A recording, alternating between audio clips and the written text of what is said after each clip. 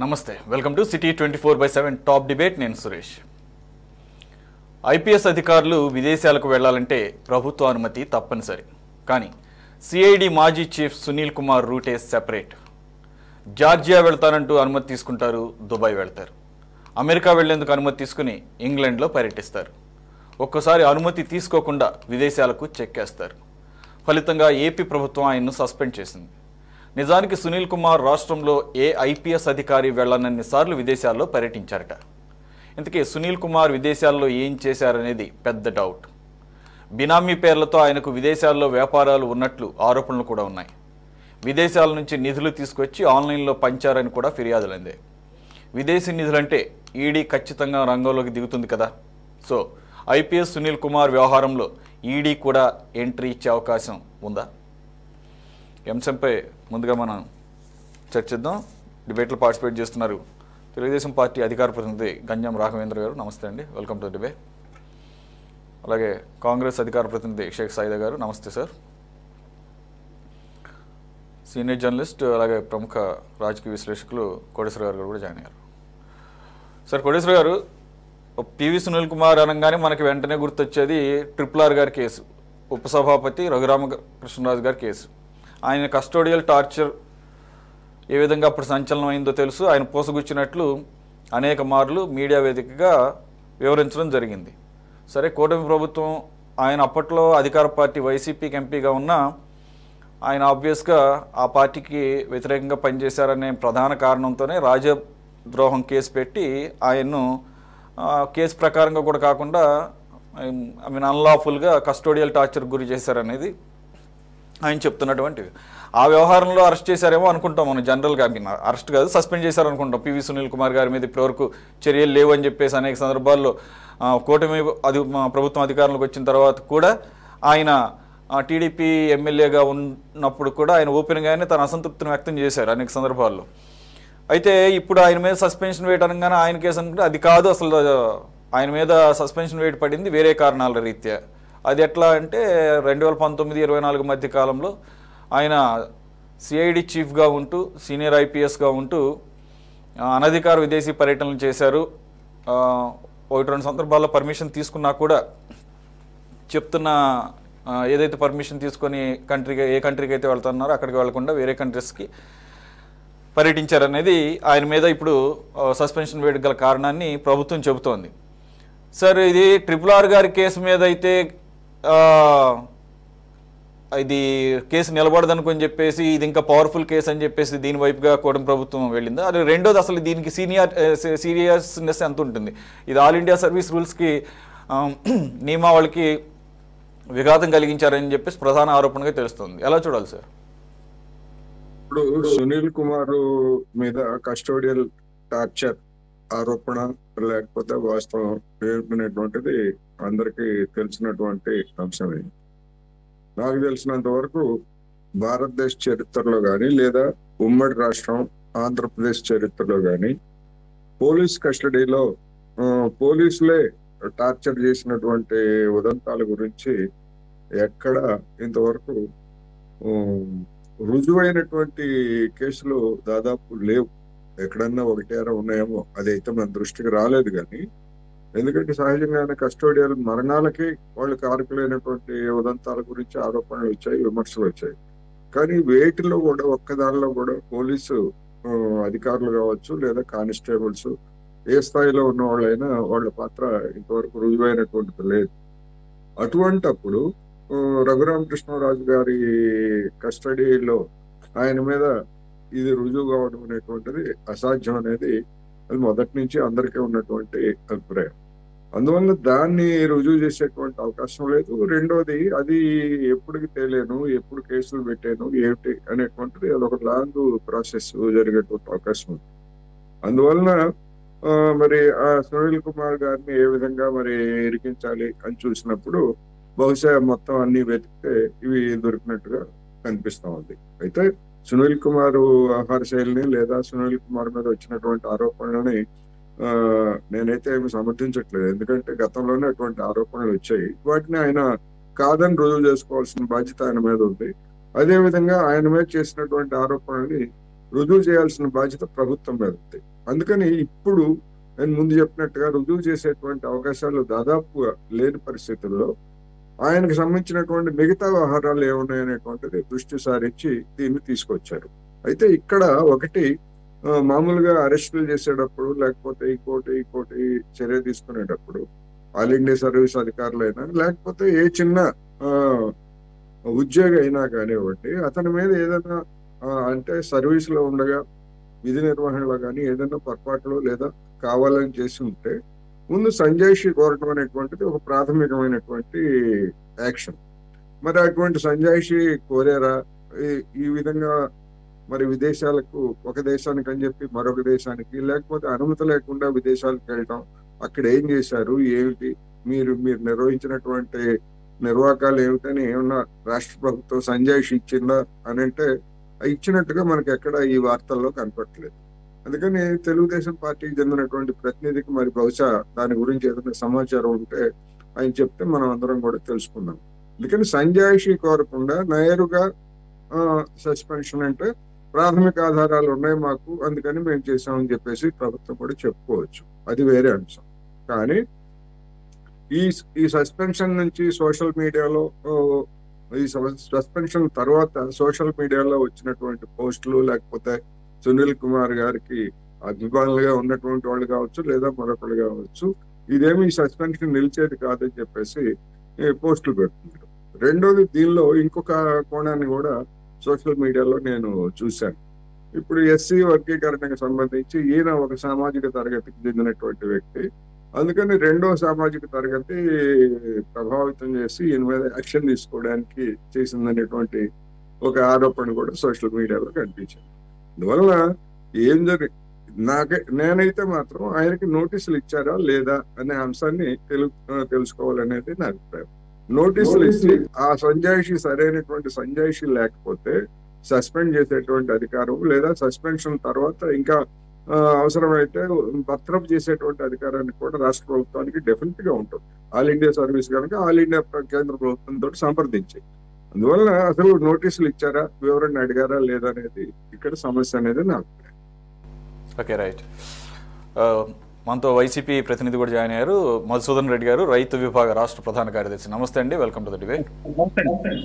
Right sir.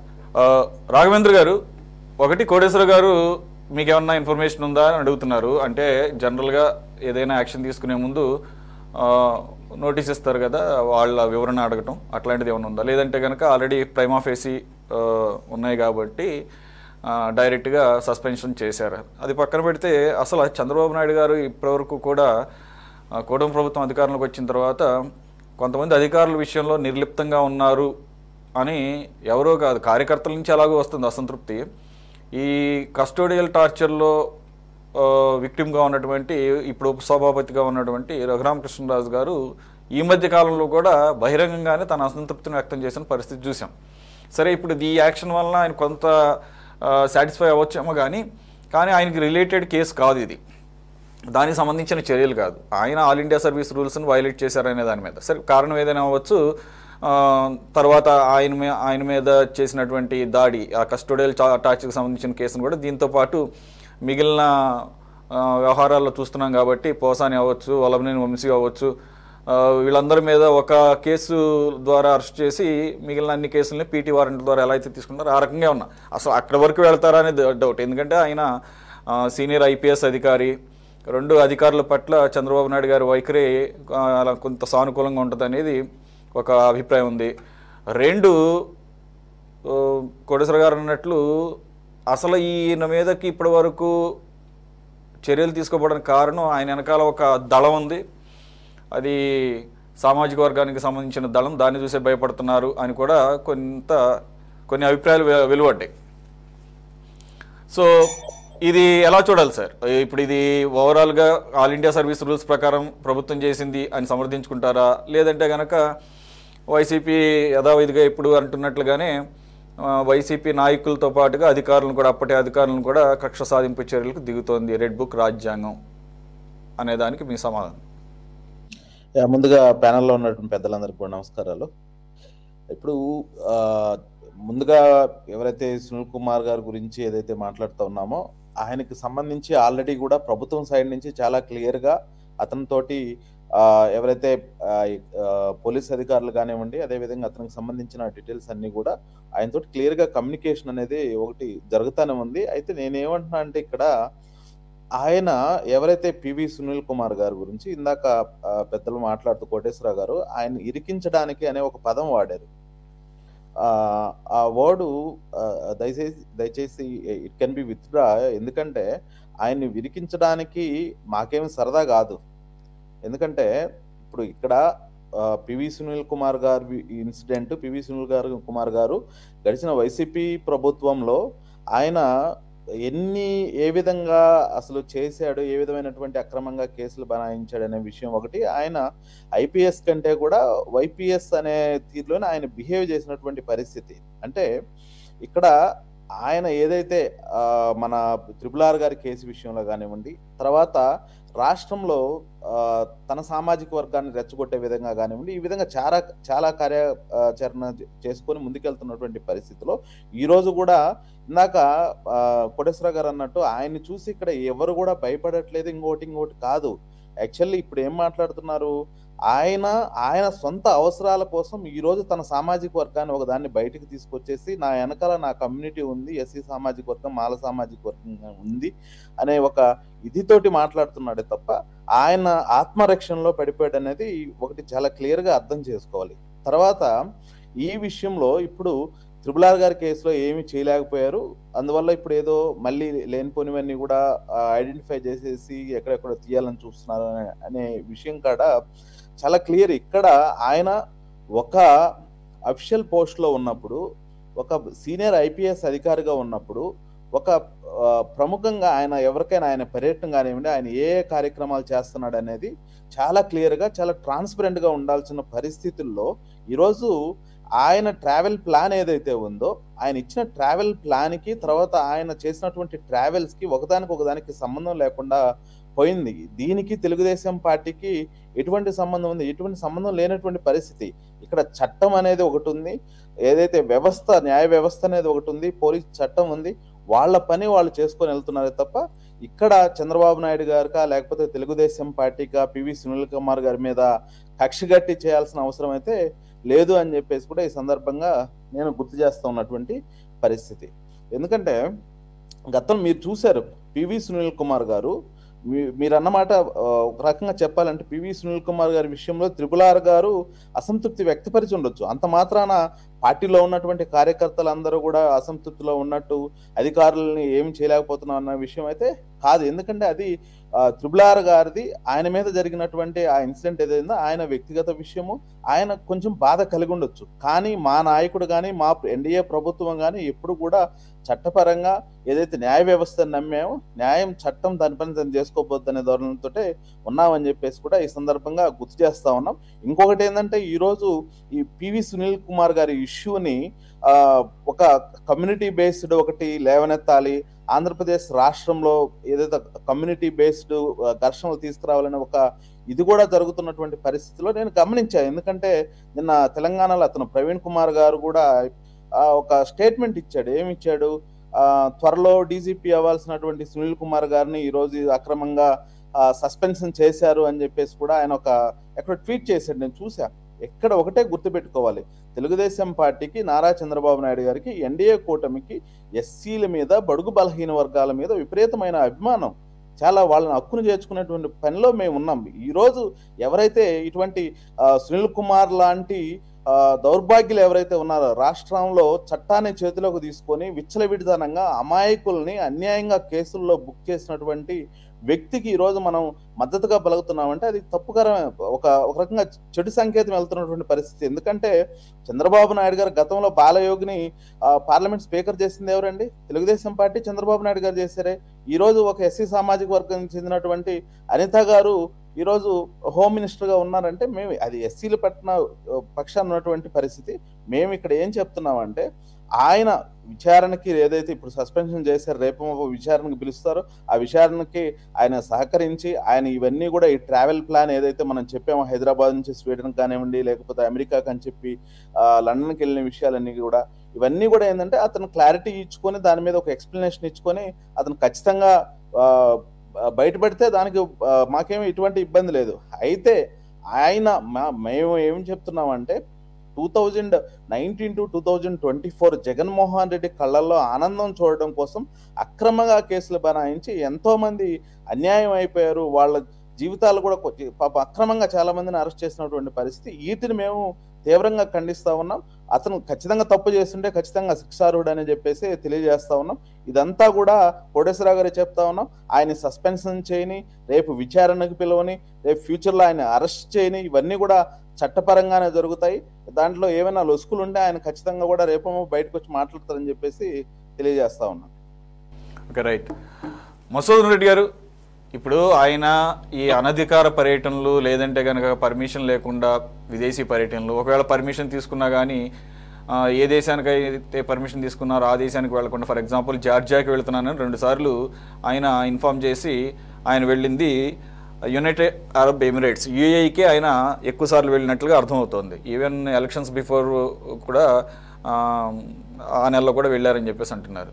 ఆయన మీద కొన్ని ఆరోపణలు కూడా ఉన్నాయి. అక్కడ ఆయనకి బినామీ వ్యాపారాలు ఉన్నాయి, అవి చూసుకోవడానికి ఆ రకంగా వెళ్ళారు. అందు గురించి ఇన్ఫర్మేషన్ ఇవ్వలేదు. ఒకవేళ ఇచ్చినా కానీ జార్జియా లేదంటే కనుక అమెరికా అని చెప్పేసి అంటూ ఎక్కువగా యునైటెడ్ అరబ్ ఎమిరేట్స్ అలాగే యూకే వెళ్ళారని చెప్పేసి. సరే, ఆల్ ఇండియా సర్వీస్ రూల్స్ అంటే మరి ఏ గవర్నమెంట్ ఉన్నా రూల్స్ ఫాలో అవ్వాల్సిందే కదా. ఇప్పుడు మీ గవర్నమెంట్ అయినా ఏ గవర్నమెంట్ అయినా కానీ ఆయన ఆల్ ఇండియా సర్వీస్ అధికారి కాబట్టి ఆ రూల్స్ ఫాలో అవ్వాలి. మరి మీరెందుకు ఉపేక్షించినట్టు? ఇప్పుడు ఏదైతే ఆయన ఆరోపణలు, ఆయన మీద ఉన్న ఆరోపణలకి దానికి తగ్గట్టుగానే ఇక్కడ కనపడుతుంది. అంటే ఇది మన ప్రభుత్వం, మన ఇష్టరాజ్యంగా చేయొచ్చు, మనం ఏమీ చెప్పాల్సిన అవసరం లేదు, లేదంటే కనుక పర్మిషన్ తీసుకున్నా కానీ మనం దాన్ని వైలేట్ చేయొచ్చు అని చెప్పేసి ఆ రకంగా కనపడుతుంది. మరి మీ ప్రభుత్వానికి అనుకూలంగా ఉన్నాడు కాబట్టి మీరు కూడా ఆయన మీద ఎటువంటి చర్యలు తీసుకోలేదు. మరి ప్రభుత్వం అంటే కంటిన్యూస్ ప్రాసెస్ కదా, ఎవరైనా కానీ రూల్స్ ఒబే చేయాల్సిందే కదా. ప్యానల్లో ఉండే పెద్దలకందరికీ నమస్కారం, ప్రేక్షకులకంతా కూడా నమస్కారాంజలి. ఈరోజు పివి సునీల్ గారి సస్పెన్షన్ కి దారితీస్తున్నటువంటి ఈ యొక్క సినారియో చూస్తా ఉంటే ఖచ్చితంగా చంద్రబాబు నాయుడు గారి యొక్క మైండ్ సెట్ ఏందనేది ఇప్పుడు జనాలందరూ కూడా గమనిస్తున్నారు. ఇంతకుముందు చాలాసార్లు చాలా వేదికల మీద కూడా ఆయన చాలా సార్లు కూడా మహిళల మీద, ఎస్సీ ఎస్టీ మైనారిటీల మీద ఆయన చేసినటువంటి కామెంట్లు అన్ని కూడా చూస్తున్నారు. ఎవరైనా ఎస్సీ కులంలో పుట్టాలనుకుంటారా అనేటువంటి ఒక కామెంట్ కూడా గౌరవ ముఖ్యమంత్రి చంద్రబాబు నాయుడు గారు కామెంట్ చేశాడు. అంటే అది ఎంతటి ఎస్సీల మీద ఆయనకున్నటువంటి ఒక దృష్టి ఏందనేది ఎవరికైనా అర్థమవుతుంది. ఇప్పుడు ఈ రోజు పివి సునీల్ కుమార్ గారు చేస్తున్నటువంటి సునీల్ కుమార్ గారిని అరెస్ట్ చేస్తున్నటువంటి సన్నివేశం ఇప్పుడు ఏ విధంగా కనబడుతుంది అనేది రాష్ట్ర ప్రజలందరూ కూడా చూస్తున్నారు. ఇంతకు ముందు 2018లో భాస్కర్ భూషణ్ గారు 2018 మార్చిలో ఆయన వెళ్తే 2019-28 మార్చిలో రాటిఫై చేసి అతను టూర్ ని కన్ఫర్మ్ చేసినటువంటి పరిస్థితి ఇదే తెలుగుదేశం ప్రభుత్వం చంద్రబాబు నాయుడు గారి సారథ్యంలో, చంద్రబాబు నాయుడు గారి ముఖ్యమంత్రిగా ఉన్నటువంటి సమయంలో జరిగింది భాస్కర్ భూషణ్ పైన.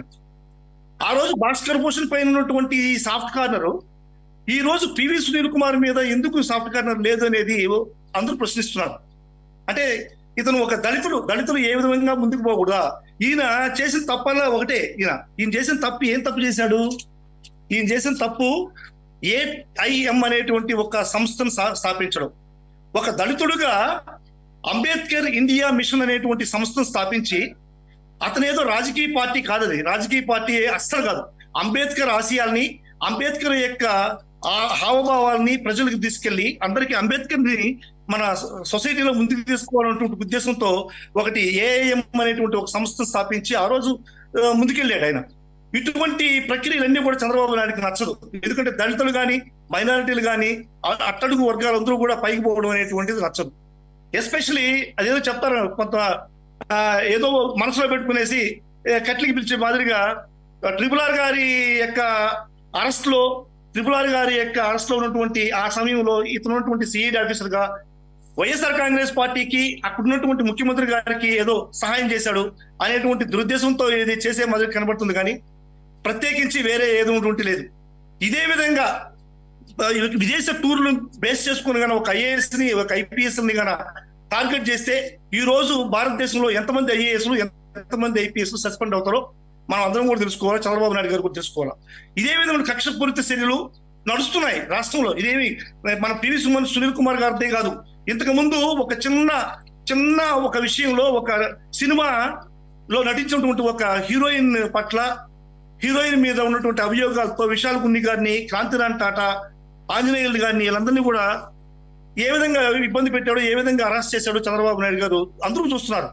ఇప్పుడు పివి సునీల్ కుమార్దే కొత్త కాదు, ఐఏఎస్ మీద, ఐపీఎస్ మీద, బడుగు బలహీన వర్గాల మీద, ఈ యొక్క మహిళల మీద, ఎస్సీల మీద చంద్రబాబు నాయుడు గారి యొక్క భావం క్లియర్ గా అర్థమవుతుంది. చెప్పండి. మధుసూదన్ రెడ్డి గారు, అంటే ఇప్పుడు కాదంబరి జత్వాని గారు కాదు అక్కడ వేధింపబడింది, అధికారులు వేధింపబడ్డారంటారు మీ భాష్యం అది. ఇప్పుడు ఒక హీరోయిన్ వేధింపబడ్డది, అతని ఆమె మీద ఎన్నో కేసులు ఉన్నాయి. వాటి మీద సరే పోలేండి, పివి సునీల్ కుమార్ సరే ఓకే, వీళ్ళు చెప్పినట్టుగా విదేశ పర్యటనలో పోయేటప్పుడు అలాగే మీరు మొత్తం సమాధానం అంతా కూడా ఆయన సామాజిక వర్గాన్ని బేస్ చేసుకుని మాట్లాడుతున్నారు. ఆయన ఐపీఎస్ అధికారా లేదంటే ఇప్పుడు సామాజిక వర్గాన్ని బేస్ చేసుకొని మీరు ఆయనకి ప్రాముఖ్యత ఇస్తారా? నేనైతే ఆయన సీనియర్ ఐపీఎస్ అధికారిగా చూస్తాం మేము. ముఖ్యంగా ఒక ఐపీఎస్ అధికారి ఇక్కడ సామాజిక వర్గం ప్రస్తావన ఎందుకండి అసలు? ఇక్కడ ఆయన ఏ సామాజిక వర్గానికి చెందిన ఆయన ప్రస్తావన ఏంటి? ఆయన సీనియర్ ఐపీఎస్ అధికారిగా ఉన్నారు. All India services rules and regulations కి బైండ్ ఓవర్ అయి ఉండాలి. అది ఏంటి, అది అగ్రవర్ణ కులాలు అవ్వచ్చు, లేదంటే కనుక దళితులు అవ్వచ్చు, లేకపోతే బీసీలు, ఎవరైనా కానీ రూల్ ఈజ్ రూల్ కదా. అంతే తప్ప ఆల్ ఇండియా సర్వీసెస్ అధికారుల్లో అగ్రవర్ణాలకు సంబంధించిన వాళ్ళకేమో కొన్ని రూల్స్, లేదా సామాజిక వర్గాన్ని బేస్ చేసుకుని రూల్స్ ఇస్తారా? కాదు కదా. మరి మీరు ఏ విధంగా సమర్థించుకుంటారు? అక్కడ తెలంగాణలో ఉన్నటువంటి మరో సీనియర్ ఐపీఎస్ అధికారి, ఆయన కూడా రిటైర్ అయ్యి రాజకీయాల్లోకి వచ్చి ఇప్పుడు బీఆర్ఎస్ నేతగా ఉన్నటువంటి ఆర్ఎస్ ప్రవీణ్ కుమార్ గారు కూడా సంఘీభావం తెలపవచ్చు, కానీ సామాజిక వర్గానికి ఏం సంబంధం? ఆయన భవిష్యత్తులో డీజీపీగా అవ్వకూడదని చెప్పేసి చేసినటువంటి కుట్ర అని చెప్పేసి ఏమన్నా అర్థం ఉందా? అసలు ఏమన్నా సోయిలో ఉన్నారు వీళ్ళంతా? అసలు ఐపీఎస్ ఎలా చదివారా? నువ్వు అక్కడ మాట్లాడాల్సింది ఏంటి? నీకు నాలెడ్జ్ ఉంది, ఐపీఎస్ అధికారివి. ఇది ప్రవీణ్ కుమార్ కూడా సరే అరెస్ట్ చేయడం అనేది ఇప్పుడు మీరు పివి సునీల్ కుమార్ గారు అరెస్ట్ చేసేది కరెక్ట్ గా ఉన్నారంటారా? ఇక్కడ సునీల్ కుమార్ గారిని అరెస్ట్ కూడా చేయాలి, సస్పెండ్ చేశారు అంతే. అరెస్ట్ చేయొచ్చా? ఎందుకు ముందస్తుగా నోటీసు సర్వ్ చేయలేదు?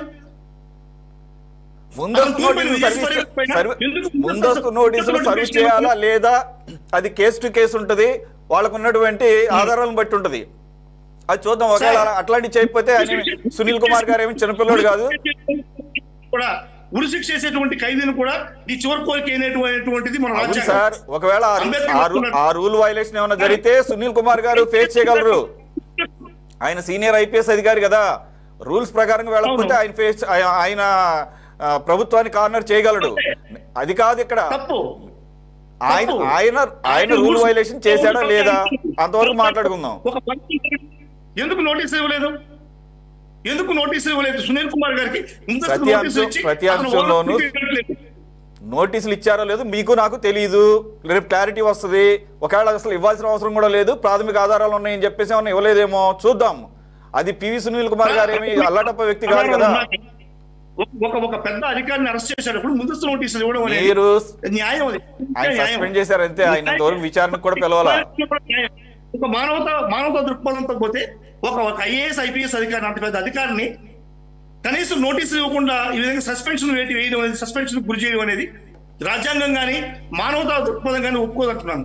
ఇది ఎందుకు ఏదో పుట్టులు పెట్టుకుని ఏదో మనసులో పెట్టుకుని మానవతా దృక్పథం, రాజ్యాంగాలు ఇవి మీరే మాట్లాడాలి. మానవతా దృక్పథం, రాజ్యాంగం మనమే మాట్లాడాలి. అంబేద్కర్ గారు రాసిన రాజ్యాంగం మీరే మాట్లాడాలి. కానీ మీరు సబ్జెక్ట్ మాట్లాడండి. మీరు సబ్జెక్ట్ గురించి మాట్లాడారు, రాజ్యాంగం గురించి మాట్లాడుతున్నారు, మతవాదం గురించి మాట్లాడుతున్నారు. పార్టీలో కూడా మీరు మాట్లాడితే ఏమో ఉపయోగం? ట్రిపుల్ ఆర్ గారి కంట్రీలో ఆనంద బాష్పాలు చూడడం కోసం ఏ విధంగా నోటీసులు ఇవ్వకుండా అరెస్ట్ చేశారు. మీకు వచ్చి చెప్పారు ట్రిపుల్ ఆర్ గారి ఆనందం చూడటం కోసం అని. ఏం మాట్లాడుతారో నాకు కొంచెం ఆలోచించి మాట్లాడండి.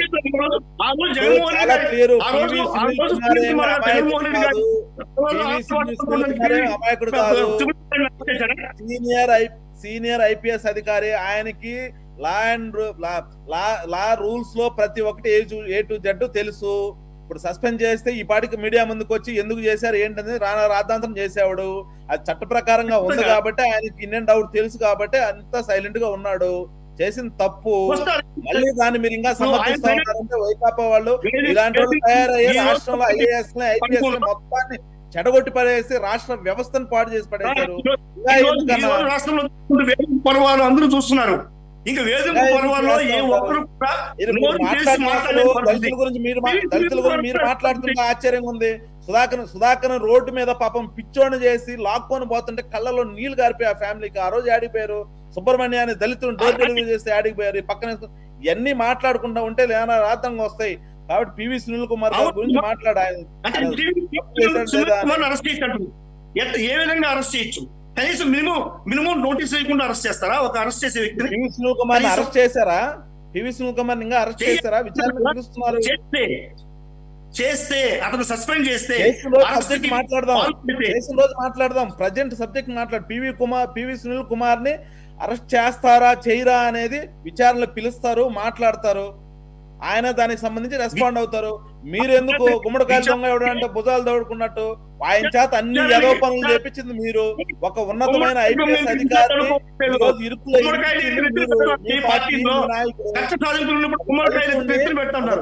పడుగు బలహీన వర్గాలని అమాయకులు చేసి వాళ్ళని అలసట చేసుకుని వాళ్ళ అవసరాలు వాడుకొని ఇప్పుడు రెడ్ బుక్ పాలన ఆ విధంగా ఉంది. గుమ్మడికాయ నెత్తిన పెట్టి మీరే దొంగ అనేటువంటి పరిస్థితి. అధికారులు వదలట్లేదు, ఐఏఎస్ వదలట్లేదు, ఐపీఎస్ వదలట్లేదు. తనకు నచ్చినా నచ్చకపోయినా ఎవరైతే నచ్చలేదో వాళ్ళందరినీ పోయి కూడా ఇదే చర్యలు కొనసాగుతున్నాయి.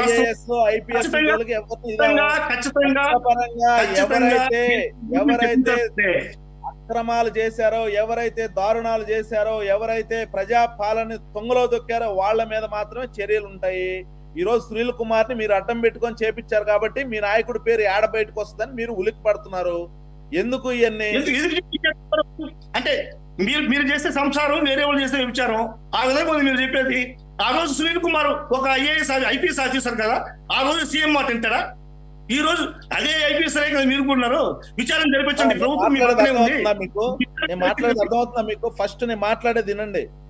సునీల్ కుమార్ ఒక సీనియర్ ఐపీఎస్ ఆఫీసరు, ఒక కష్టపడి చదువుకొని వచ్చినటువంటి వ్యక్తి. అటువంటి వ్యక్తి ఈ రోజు ఇరుకుల్లో పడ్డాడంటే ఎవరి వల్ల పడ్డాడో? మీ ప్రభుత్వంలో మీరు చేసిన అవకతవకల వల్ల అతన్ని అడ్డు పెట్టుకొని అమాయకుల్ని ఇచ్చేసుకొని అతనికి లేనిపోని ఇచ్చేసి మీరు అతన్ని వాడుకొని ఇచ్చేసారు కాబట్టి ఈ రోజు అమాయకులు. ఆయన లాగా ఎంతో మంది మీరు అసలు జత్వాని కేసు గురించి మాట్లాడారంటేనే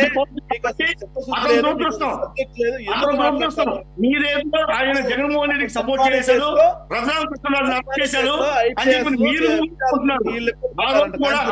జగన్మోహన్ రెడ్డి గారు రఘురామకృష్ణరాజుని ఊరికి అరెస్ట్ చేయలేదు. ఆ రోజు కూడా రఘురామకృష్ణరాజుని ఊరికి అరెస్ట్ చేయలేదు. అర్థమైందా? ఆ రోజు దురదృష్టవశాత్తు సునీల్ కుమార్ గారు రఘురామకృష్ణరాజు అరెస్ట్ ఉన్నారు కాబట్టి మధుసూదన్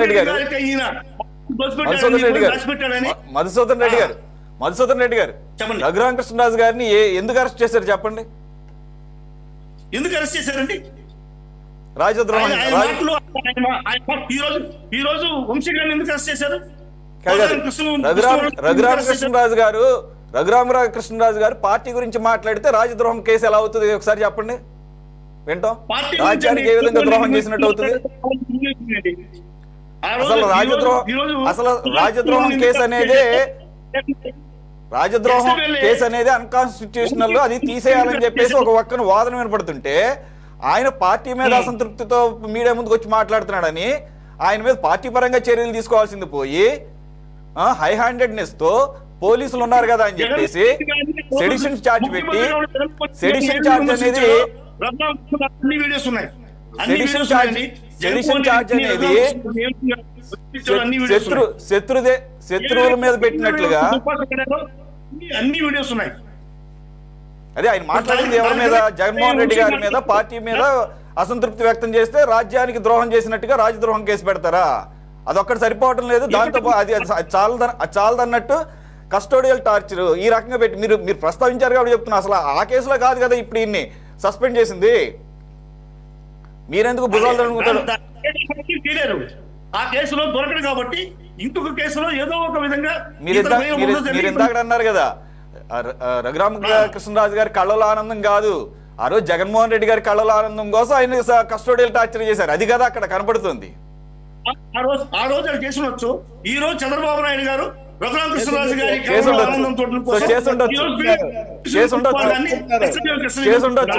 అలా చేయొచ్చు అనమాట.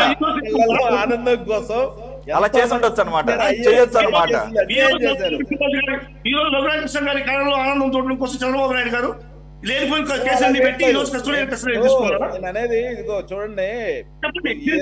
చెప్పండి సమాధానం. అనధికార పర్యటన అనేది అది దేశ రక్షణకు సంబంధించింది. ప్రోటోకాల్ పదవిలో ఉండి ఒక దిక్కడికి వెళ్తున్నా అని చెప్పేసి ఇంకో దిక్కడికి వెళ్తే నీకు రక్షణ ఎక్కడైంది? ఇవన్నీ కూడా ప్రోటోకాల్. మీకన్నా మాకన్నా పివి సునీల్ కుమార్ గారికి అన్ని తెలుసు.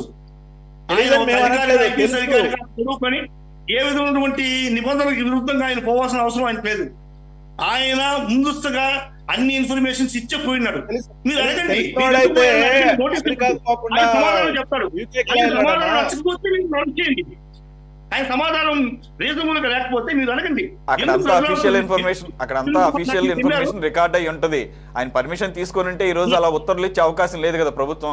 రైట్, ఎనీవే సైదా గారు, విజయవాడకి హైదరాబాద్ తిరగడం కాదు, ఒక ఇమిగ్రేషన్ సిస్టమ్ ఉంటది. ఆ ఇమిగ్రేషన్ లో ప్రతిదీ కూడా స్టాంపింగ్ వేస్తారు. నువ్వు ఎక్కడెక్కడ ఏ టైంలో దిగుతున్నావు, ఏ టైంలో ఎక్కుతున్నావు సునీల్ కుమార్ గారికి తెలుసు. రైట్, ఓకే, అవన్నీ తెలుసు, ఖచ్చితంగా తెలుసు. సైదా గారు, ఒకవేళ సైదా గారు, ఆయన ఒక అధికార పదవిలో ఉన్నారు. ఆయన ఒక ఆల్ ఇండియా సర్వీస్ అధికారిగా ఉన్నారు. అందులోనూ కీలకమైనటువంటి సిఐడి విభాగానికి చీఫ్గా ఉన్నారు. అనేక కేసులు రన్నింగ్లో ఉంటా ఉంటాయి. అలాగే చాలా క్రిటికల్ ఇన్ఫర్మేషన్, సెన్సిటివ్ ఇన్ఫర్మేషన్ కూడా ఉంటుంది. కాబట్టి ఆల్ ఇండియా సర్వీసెస్ అధికారులకి కొన్ని నియమావళి ఉంటుంది. ఆ నియమావళిలో భాగంగా ఈ పర్మిషన్లు తీసుకొని వెళ్ళటం, ఎక్కడికి వెళుతున్నారు, ఐటనరీ అంటారు కదా, ఏ దేశాలు వెళుతున్నారు, ఏ రూట్లో వెళుతున్నారు, అవన్నీ కూడా ముందస్తుగా ఇవ్వాలి అనేది రూల్స్ చెప్తున్నాయి. ఆయన మరి ప్రభుత్వం అందే అని చెప్పేసి ఒక ఈజీ గోయింగ్గా మరి అట్లా వెళ్ళారా, లేదంటే కనుక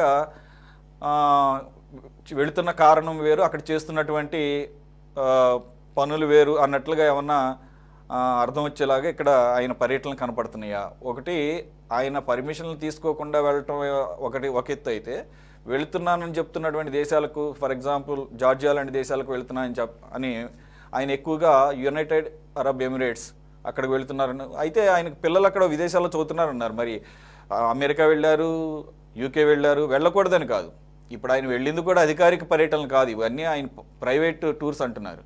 మరి ప్రైవేట్ టూర్స్ అన్నప్పుడు ఆయన పర్మిషన్ తీసుకొని వెళ్ళలేదని ప్రధాన అభియోగం, దాని కింద సస్పెండ్ చేయడం జరిగింది. సరే, ఆయన ఇంకా ఇప్పుడు బయటకు వచ్చి ఆయన వర్షం ఇంకా వినిపించలేదు.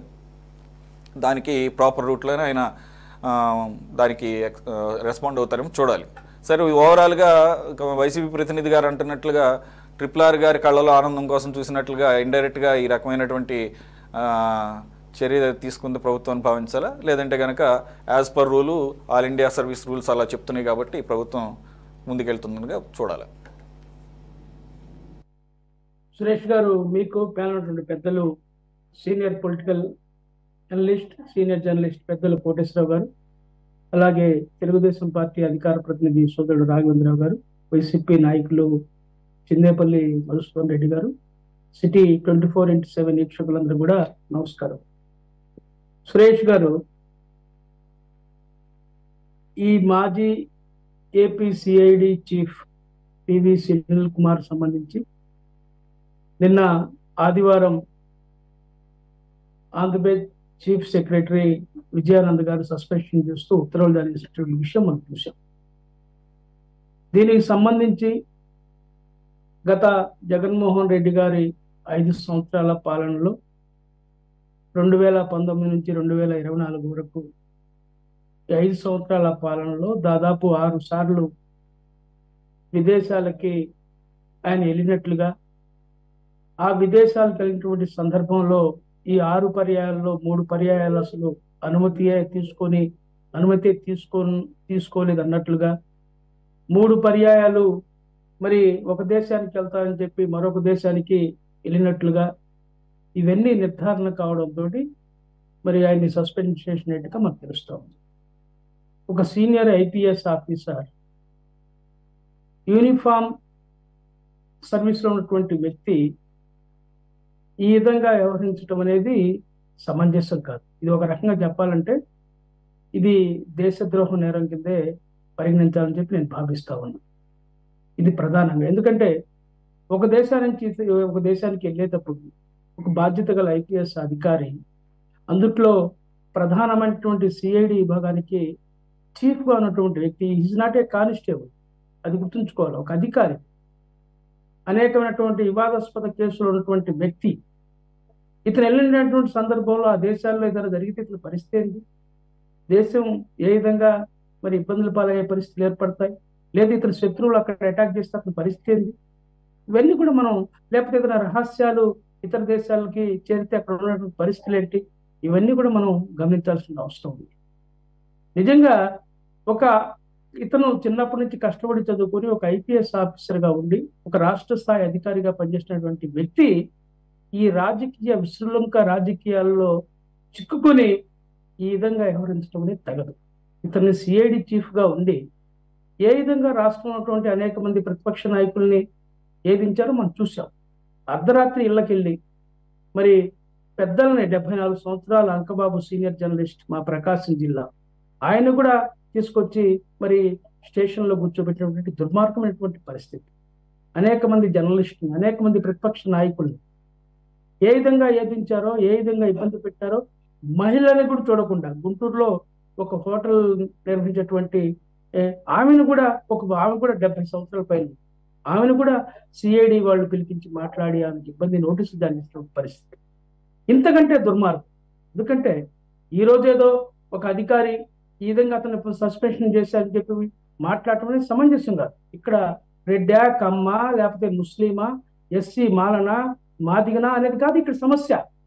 హీజ్ ఏ ఐపీఎస్ ఆఫీసర్, ఒక బాధ్యత గల అధికారి, దాని గురించి మాట్లాడుకోవాలి మనం. కులాల ప్రస్తావన ఏంది అసలు? ఇక్కడ కులాలు ఏంది? కులాలు కూడు పెడతాయా? నీ కులం నీకెవరు అడ్డు వస్తుందా? అనేక మంది మనం చూసాం. జగన్మోహన్ రెడ్డితో అంటగాగినటువంటి అనేక మంది ఐపీఎస్ ఆఫీసర్లు, ఐఏఎస్ ఆఫీసర్లు జైలు పాలై, శ్రీలక్ష్మిని ఐఏఎస్ ఆఫీసర్ మనకు ఉదాహరణ మనం చూస్తూ ఉన్నాం. ఇలాంటి పరిస్థితులు ఎదుర్కొన్నటువంటి పరిస్థితులు చూస్తూ ఉన్నాం. నిన్నగాక మనం చూసాం ఒకటి, జీవీ రెడ్డి ఒక ఐఏఎస్ అధికారి, ఆయన ఉన్నటువంటి ఇది ఫైబర్ నెట్ సంబంధించి ఆయన చెప్పినటువంటి దాన్ని అధికారి స్పందించకపోవడంతో ఆత్మన్యూనత భావానికి గురై మరి రాజీనామా చేసినటువంటి పరిస్థితి. అధికారులు ఎందుకు వాళ్ళు చట్టబద్ధంగా వ్యవహరించడం లేదు? ఒక బలిసిన ఆంబూతుల్లాగా, నేను ఎందుకంటే అందరిని ఉద్దేశించి మాట్లాడాల, కొంతమంది వ్యక్తుల్ని అధికారులు ఈ విధంగా ఎందుకు వ్యవహరిస్తున్నారు? ఈ బ్యూరోక్రాట్స్ వ్యవస్థ ఎందుకు ఇలా తయారైంది? ఈ ప్రజాస్వామ్యంలో ఇలాంటి వాళ్ళు అవసరమా అని చెప్పి అడుగుతా ఉంది. ఎవడి మీద చర్యలు తీసుకోకుండా కులాలు అడ్డు రావటం ఏందండి ఇది? అతను మాలో లేకపోతే ఇంకొకైనా మాదికైతే వాళ్ళు తప్పులు చేస్తే శిక్షలు పడకూడదా? వాళ్ళు సస్పెండ్ చేయకూడదా? లేకపోతే చంద్రబాబు సామాజిక వర్గం అయితే అతను శిక్ష వేయకూడదా? జగన్మోహన్ రెడ్డి సామాజిక వర్గం అయితే అతను శిక్ష వేయకూడదా? లేకపోతే అతను ముస్లిం కాబట్టి అతను శిక్ష వేయకూడదా? ఏంది అసలు ఈ వ్యవస్థ? మనం ఎట్టిపోతా ఉన్నాం? ఇది ఈ విధంగా కొనసాగితే అసలు చట్టాలు అనేవి ఉంటాయా? రాజ్యాంగం అనేది ఉంటుందా? మనం మరి ఏ విధంగా మరి ఈ నియంత్రణ పాలనలో పూర్వకాలం ఉన్నటువంటి రాజరిక పాలనలోకి వెళ్తామేమో నాకు అనిపిస్తా ఉంది. ఈ విధంగా సమర్థించుకుంటా పోతే ఒక ఆయనేమో లోకేష్ బాబు కళ్ళల్లో ఆనందం చూడటానికి చేశాడని చెప్పి ఒక ఆయన ఉంటే, ఒక ఆయన ఏమో జగన్ బాబు కళ్ళల్లో ఆనందం చూడటానికి చేశాడని చెప్పి ఒక ఆయన ఉంటే, ఎవడి కళ్ళల్లో ఎవడు ఆనందం చూడాలా? చివరికి బలి అయిపోయేది ఐఏఎస్ ఐపీఎస్ అధికారులే. మనం చూసాం కాదపరి జత్వాని కేసులో ఏమయ్యారు? ఐపీఎస్ అధికారులు సస్పెండ్ అయి మూలలో కూర్చున్నారు. సుప్రీంకోర్టే మరి చివాట్లు పెట్టింది, ఎందుకు రామాంజనేయులకు నోటీసులు ఇవ్వలేదని చెప్పి కూడా అడిగినటువంటి పరిస్థితి మనం చూస్తా ఉన్నాం. సునీల్ కుమార్ మీదటువంటి అనేకమైనటువంటి వివాదాస్పదమైనటువంటి అంశాలు బయటకు వచ్చాయి. ఇలాంటి అధికారుల మీద వేటేయటంలో చంద్రబాబు కూడా ఆయన కూడా ధైర్యం చేసినటువంటి మనిషి కాదు. అతను గడ్డబారు నానేసే వ్యక్తే. మనం చూస్తా ఉన్నాం, ఆయన నేను 94 నుంచి చూస్తా ఉన్నా, దాదాపు ఇప్పుడు 30 సంవత్సరాల పైగా. ఒక విద్యార్థి దశ నుంచి విద్యార్థి నాయకుడు ఉన్నప్పటి నుంచి ఆయన చూస్తా ఉన్నాం. ఆయన ఎప్పుడు కఠినంగా వ్యవహరించినటువంటి పరిస్థితి లేదు. ఇది ఎందుకు జరుగుతూ ఉందో, ఏం జరుగుతూ ఉందో ఇది మాత్రం కరెక్ట్ కాదు. ఒక ఐపీఎస్ అధికారిగా, ఒక సీనియర్ ఐపీఎస్ అధికారిగా ఎలాంటి అనుమతులు తీసుకోకుండా ఇతర దేశానికి వెళ్ళాలంటే ఏంటంటే పోలీసు వ్యవస్థలో నాకు తెలిసి ఒక ఎస్ఐ పక్క సర్కిల్లో వెళ్ళి అరెస్ట్ చేయాలన్నా, ఒకటి మీద విచారించాలన్నా కానీ కన్సర్న్డ్ సిఐతో మాట్లాడి అనుమతి తీసుకుని వెళ్ళాలి. అది పోలీస్ సర్వీస్. ఎందుకంటే నేను దాన్ని చూసా. నేను ఒక మా ప్రకాశం జిల్లాలో పామూరు మండలంలో ఒక ఎస్ఐ ఉంటే ఒక అబ్బాయిని ఒంగోలు వెళ్ళి తీసుకొచ్చి జిల్లా హెడ్ క్వార్టర్లో తీసుకొచ్చి అరెస్ట్ చేశాడు ఎస్ఐ, వితౌట్ ఎనీ పర్మిషన్. అక్కడ సిఐ పర్మిషన్ కానీ డిఎస్పీ కానీ పర్మిషన్ కానీ తీసుకోకుండా వెళ్ళి అతను అరెస్ట్ చేస్తే, అదే సిఐ అక్కడ ఉన్న లోకల్ సిఐకి నేను ఫోన్ చేస్తే నాకు కాన్ఫరెన్స్ కాల్లో పెట్టి ఎస్ఐని ముక్క దెంగులు పెట్టాడు. ఏమయ్యా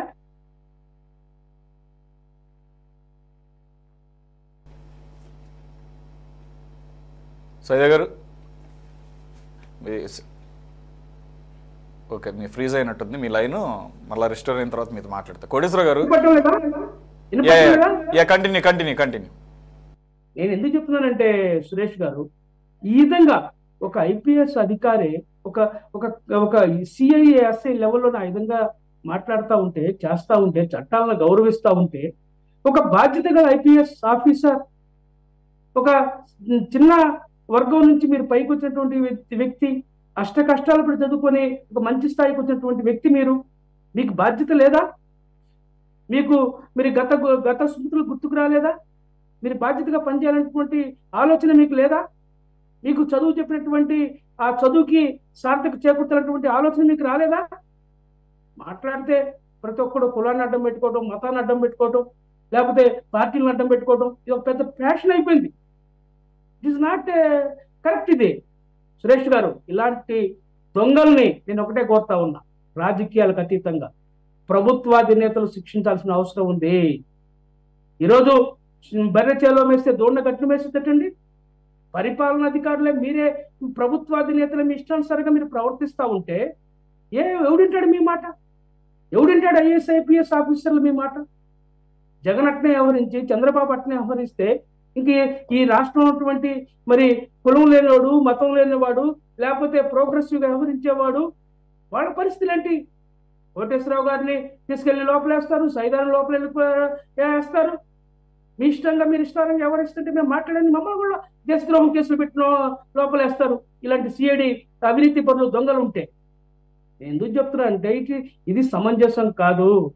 భారత రాజ్యాంగం ప్రకారం పరిపాలన జరగాల. ఈ ఐఏఎస్ ఆఫీసర్లు కానీ ఐపీఎస్ ఆఫీసర్లు కానీ వాళ్ళు చదువుకున్నటువంటి చదువుకి సార్థక చేకూర్చే విధంగా ప్రవర్తించాలా. ఆయన కళ్ళలో ఆనందం చూడడం కోసం ఈయన కళ్ళలో ఆనందం చూసుకోవడం కోసం ఆయన వ్యవహరిస్తే చివరికి మీకు జైలు గతే జీవితం. మీకు యూనిఫామ్ ఊడిపోయి జైల్లో కూర్చే పరిస్థితులు వస్తాయి. దీన్ని గుర్తుంచుకోవాలని చెప్పి నేను కోరుతా ఉన్నా. ఏది ఏమైనా సరే ఇలాంటి రూల్స్ ని వైలేట్ చేసినటువంటి అధికారులని కఠినంగా చర్యలు తీసుకోవాల్సిందిగా నేను కోరుతా ఉన్నా. అంతే తప్ప ఈ కుల మతాలను దీంట్లో జోడించొద్దని చెప్పి ఇరు పార్టీ నాయకులకు కూడా నేను కాంగ్రెస్ పార్టీ తరఫున విజ్ఞప్తి చేస్తా ఉన్నా. దయచేసి దీన్ని గుర్తించుకోవాలని చెప్పి నేను కోరుతా ఉన్నా సురేష్ గారు. ఓకే సార్ కోటేశ్వర గారు, సమ్మప్ చేయండి మరోసారి ఈ అంశం మీద. ఆర్ఎస్ ప్రవీణ్ కుమార్ గారు చాలా సుదీర్ఘమైనటువంటి ట్వీట్ చేశారు. ఆయన ఫ్యూచర్ డీజీపీగా అయ్యే అవకాశాన్ని చంద్రబాబు నాయుడు గారు, పవన్ కళ్యాణ్ గారి ప్రభుత్వం కాలు రాసిందని చెప్పేసి ఎంతవరకు సమంజసం? ఈ సామాజిక వర్గాన్ని, ఒక దళిత ఐపీఎస్ అధికారి యొక్క కెరీర్ని కావాలని ఉద్దేశపూర్వకంగా నాశనం చేశారని, అలాగే ఆయనకి అంశాలు కూడా అలాగని చెప్పేసి మరి నాకు సాఫ్ట్ కార్నర్ ఉంది, ఏబీవీ గారి విషయం అవ్వచ్చు, లేదంటే కనుక డాక్టర్ సుధాకర్ గారి విషయం అవ్వచ్చు, కానీ it's not the time for what about అని చెప్పేసి కూడా ఆయన కంక్లూడ్ చేయడం జరిగింది. ఓవరాల్గా ఆ రకమైనటువంటి ప్రస్తావన ఇప్పుడు ఆయన ఒక సీనియర్ ఐపీఎస్ అధికారిగా రిటైర్ అయ్యాడు, రాజకీయాల్లోకి వచ్చాడు. అటువంటిది ఆయన ఒక మెసేజ్ ఓరియంటెడ్గా ఉండాల్సినటువంటి పర్సన్ ఈ రకంగా సామాజిక వర్గాలని ఇటువంటి సర్వీస్ రూల్స్ బ్రేక్ చేసినప్పుడు తీసుకురావటాన్ని అలా చూడాలి. ఇప్పుడు ఆర్ఎస్ ప్రవీణ్ కుమార్ మీద కూడా సామాజిక సమీకరణలో భాగంగా ఒక సామాజిక తరగతిని ఆయన ఉపయోగించుకున్నాడు అనేటువంటి ఆరోపణలు ఆయన మీద కూడా ఉన్నాయి. అందుకని ఆయన ఏం చేశాడు లేదా ఏం కామెంట్ చేశాడు అనేటువంటిది అది పెద్ద సమస్య అయితే నేను అనుకోను. ఎందుకంటే ఒకవేళ ఆ సామాజిక సమీకరణలో భాగంగా ఆయన కూడా అదే సామాజిక తరగతి వ్యక్తి చదువుతో కాదో అవునో కాదో కూడా నాకు తెలియదు. అది పెద్ద సమస్య కాదు. ఎందుకంటే తోటి ఐపీఎస్ ఆఫీసర్ గా గతంలో అందరు కలిసి పనిచేశారు కనుక దాంతో ఆయన చేస్తుంటే ఉండొచ్చు. ఇక్కడ కొన్ని సందేహాలు ఉన్నాయి. ఇందాక మన తెలుగుదేశం మిత్రుడు అన్నట్టు సునీల్ కుమార్ చూసి రాష్ట్ర ప్రభుత్వమో లేదా చంద్రబాబు నాయుడు భయపడుతున్నారనే మాట నేను వాడలేదు. భయపడుతున్నా అటువంటిది ఆ పదజాలం నేను వాడలేదు. ఒకసారి వెరిఫై చేసుకోవచ్చు. ఒకటి, ఇక ఇరికించారు అనే మాట ఎందుకు అన్నానంటే, ఇప్పుడు రఘురామకృష్ణ ఆయన మీద వచ్చినటువంటి ఆరోపణలు లేదా విమర్శలు లేదా తెలుగుదేశం పార్టీ అప్పటి నుంచి రఘురామకృష్ణరాజు గారి కస్టడీ కేసు నుంచి అప్పటి నుంచి ఇప్పటి వరకు కేంద్రీకరణ అంతా కూడా సునీల్ కుమార్ చేసినటువంటి ఆయనే చేశాడు లేకపోతే చేయించాడు అనేది కదా. దానికి సంబంధించి ఇంతవరకు ఎలాంటి కేసులు కానీ ఇంకోటి కానీ మరి ఆయన మీద ఆ కేసుల్లో యాక్షన్ తీసుకోలేదు. ఒకటి. రెండోది, ఇక్కడ పాయింట్లు ఏంటంటే ఆయన మీద పెట్టినటువంటి కేసుల్లో ఆయన ఏదన్నా దేశ భద్రతకు సంబంధించి ముప్పు కల్పించాడు అనేటువంటి పద్యాలు ఉందో లేదో నాకైతే తెలియదు. సోషల్ మీడియాలో వస్తున్నటువంటి దాన్ని బేస్ చేసుకొని నేను మాట్లాడలేదు. ఒకవేళ ఆ పదజాలం కనుక ఉండి ఉంటే ఆ సస్పెన్షన్ ఆర్డర్లో కేంద్ర ప్రభుత్వం ఏం చేస్తూ ఉంది? ఒక ఆల్ ఇండియా సర్వీస్ అధికారి 2021 నుంచి ఆ విధంగా అనుమతి లేకుండా లేదా ఒక దగ్గరకు అనుమతి తీసుకొని మరొక దగ్గరికి వెళ్తా ఉంటే ఒక ఆల్ ఇండియా సర్వీస్ అధికారి మరి ఇమ్మిగ్రేషన్ కి సంబంధించి లేకపోతే ఈ వీసా లేకపోతే వీటన్నింటికి సంబంధించి కేంద్ర ప్రభుత్వం విదేశాలకు వెళ్లే వాళ్ళ మీద నిరంతరం ట్రాకింగ్ ఉంటది కదా. మరి కేంద్ర ప్రభుత్వం ఏం చేస్తా ఉంది ఆల్ ఇండియా సర్వీస్ అధికారి అనేటువంటి ఒక ప్రశ్న.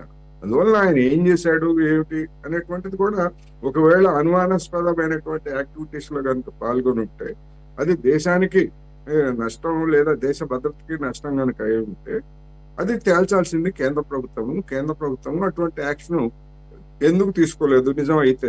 కాకపోతే వేరే అంశం, ఇప్పుడు ఆయన క్రమశిక్షణ ఉల్లంఘించారు, సర్వీస్ రూల్స్ ఉల్లంఘించారు అనేటువంటిది రాష్ట్ర ప్రభుత్వానికి సంబంధించినటువంటి అంశాలు.